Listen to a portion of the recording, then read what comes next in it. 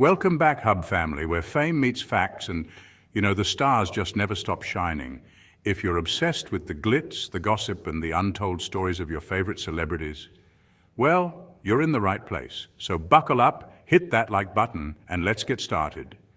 Marilyn Monroe, born Norma Jean Mortensen on June 1st, 1926, in Los Angeles, California, remains one of the most enduring icons of the 20th century.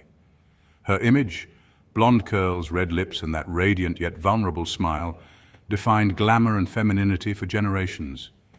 Yet behind the Hollywood starlet persona lay a complex woman whose life was marked by ambition, heartbreak, and a relentless pursuit of identity.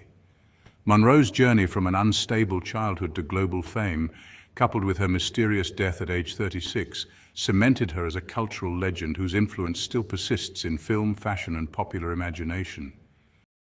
Norma Jean's early years were, honestly, fraught with hardship.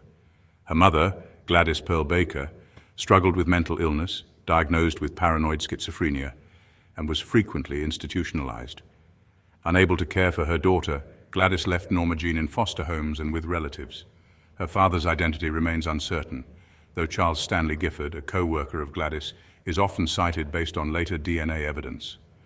Norma Jean spent much of her childhood shuttled between foster families, an orphanage, and brief periods with her mother, enduring neglect and, by some accounts, abuse. These formative years shaped Monroe's deep-seated need for love and validation. At 16, to escape returning to an orphanage when her foster family planned to relocate, she married James Doherty, a 21-year-old neighbor. The marriage, born of necessity rather than love, ended in 1946 as Norma Jean pursued a career in modeling and acting. Her early resilience and determination to rise above her circumstances really laid the foundation for her transformation into Marilyn Monroe.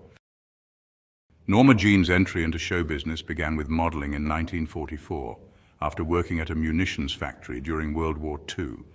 A photographer spotted her leading to assignments with magazines like Yank and Pageant. Her natural charisma and photogenic quality caught the attention of 20th Century Fox, which signed her in 1946. Adopting the stage name Marilyn Monroe, Marilyn after actress Marilyn Miller Monroe from her mother's maiden name, she began with small roles in films like Scudder-Hoo, Scudder-Hay in 1948. Monroe's breakthrough came in 1950 with supporting roles in All About Eve and The Asphalt Jungle. Her breathy voice, luminous beauty, and comedic timing made her a standout, though studios initially typecast her as a dumb blonde. Films like Gentlemen Prefer Blondes and How to Marry a Millionaire, both from 1953, showcased her charm and talent, with her performance of Diamonds Are a Girl's Best Friend becoming, well, truly iconic. By 1953, Niagara revealed her dramatic potential, blending sensuality with a bit of menace. Determined to be taken seriously, Monroe studied at the Actors Studio in New York under Lee Strasberg, really embracing method acting. Her work in Bus Stop, from 1956 and Some Like It Hot in 1959, which earned her a Golden Globe, demonstrated her depth as both a comedic and dramatic actress. Yet Hollywood's reluctance to see beyond her sex symbol image frustrated her deeply. In 1955, she founded Marilyn Monroe Productions, producing The Prince and the Showgirl in 1957. A bold move for creative control and honestly quite rare for women in that era. Monroe's public persona was a paradox, a glamorous star exuding confidence yet privately plagued by insecurity and a real yearning for respect. Her marriages, to baseball legend Joe DiMaggio in 1954 and playwright Arthur Miller from 1956 to 1961, reflected her search for stability and intellectual validation. Both unions, however, crumbled under the weight of her fame, personal struggles, and the pressures of her husband's expectations. Monroe's life, was a battle against inner demons and external pressures. Her childhood left her with lifelong anxiety and a fear of abandonment, made even worse by Hollywood's relentless scrutiny. She struggled with insomnia, depression, and a dependency on barbiturates and alcohol, which were prescribed by doctors to help her cope with a demanding schedule and emotional turmoil.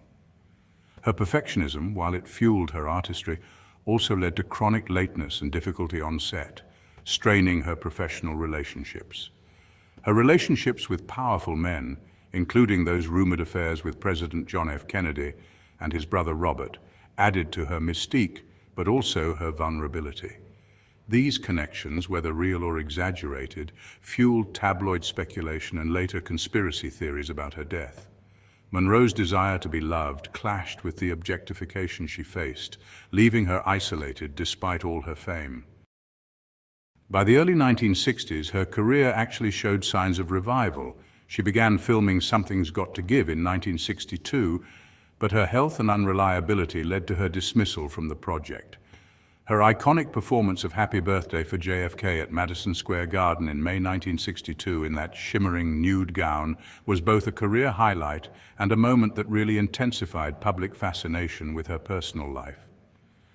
On August 5, 1962, Marilyn Monroe was found dead in her Brentwood, Los Angeles home at age 36. The official coroner's report, issued by Dr. Thomas Noguchi, listed the cause as acute barbiturate poisoning from an overdose of chloral hydrate and Nembutal, ruled a probable suicide. Her history of mental health struggles and prior overdose attempts, including one in 1961, supported this conclusion. No suicide note was found, and her housekeeper Eunice Murray and psychiatrist Dr. Ralph Greenson reported her mood as relatively stable in the days prior. Yet, inconsistencies sparked enduring speculation. The autopsy noted no pill residue in her stomach, which is unusual for an oral overdose, though it was explained by her rapid metabolism of the drugs. Her phone records showed calls to high-profile figures, including Robert Kennedy, fueling theories of foul play. Some suggested her death was tied to her alleged affairs with the Kennedys, with claims of government or mob involvement to silence her. Others posited an accidental overdose exacerbated by her mixing of medications and alcohol, or even a medical error by her doctors. Investigations, including a 1982 Los Angeles District Attorney review, upheld the suicide ruling, citing insufficient evidence for murder. Modern analyses, including toxicology advancements, suggest an overdose, intentional or not, remains the most plausible explanation. Marilyn Monroe's influence honestly transcends her short life. Her films, particularly Some Like It Hot and The 7-Year Itch with its iconic subway grate scene, remain cultural touchstones. Her image graces art, fashion, and advertising, from Andy Warhol's pop art silkscreens to modern brands.